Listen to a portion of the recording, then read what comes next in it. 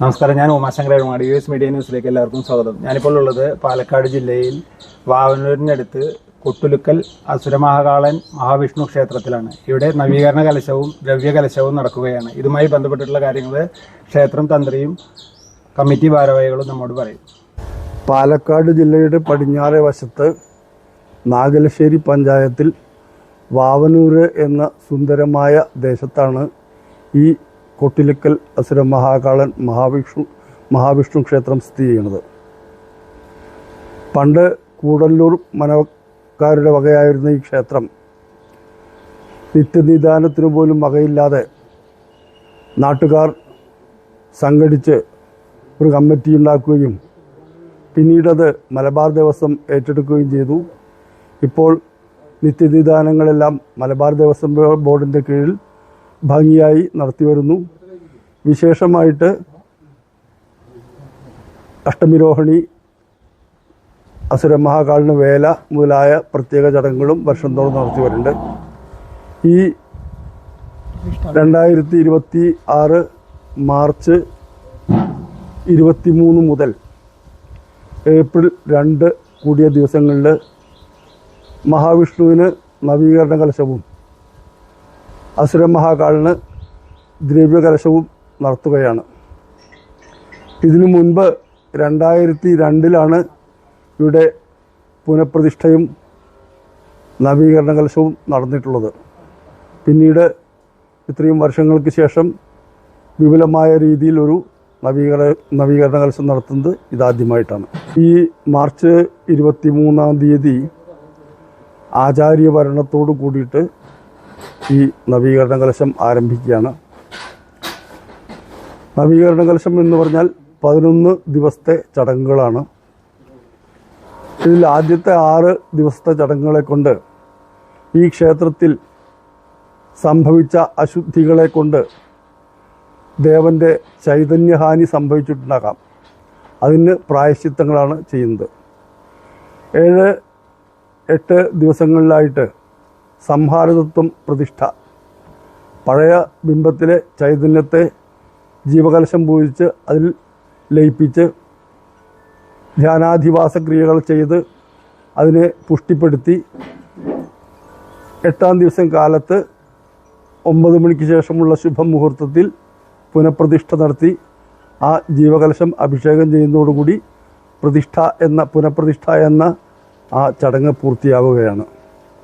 പിന്നീട് 9-10 ദിവസങ്ങളിലായിട്ട് ഇന്ദ്രാദി ദിക്പാലന്മാർ, സപ്തമാതൃക്കൾ, നിർമാല്യധാരി വലിയ ബലിക്കല്ല് മുതലായ പരിവാര പ്രതിഷ്ഠയും 11-ാം ദിവസം നട തുറന്ന് ദേവന് അഭിഷേകം ചെയ്യേണ്ടതായ കലശപൂജാദികളും നടക്കും. പ്രതിഷ്ഠ കഴിഞ്ഞ് 3 ദിവസം നട അടച്ച് പുറത്താണ് പൂജകളൊക്കെ പതിവുള്ളത്. ഈ അടച്ച ദിവസങ്ങളിൽ ത്രിമൂർത്തികൾ വന്ന് ഭഗവാനെ പൂജിക്കുന്നു എന്നാണ് സങ്കല്പം. 4-ാം ദിവസം കാലത്ത് ഉദയത്തിന് മുൻപായിട്ട് കണിക്കൂപ്പും പശുക്കുട്ടിയും കണി കാണിച്ച് ഭഗവാന്റെ നട തുറന്ന് ഈ കലശാഭിഷേകങ്ങളൊക്കെ ചെയ്യുന്നതോട് കൂടിയിട്ട് നമ്മുടെ ഈ 11 ദിവസം നീണ്ടു നിൽക്കുന്ന ക്രിയാദികൾ പൂർത്തിയാകും.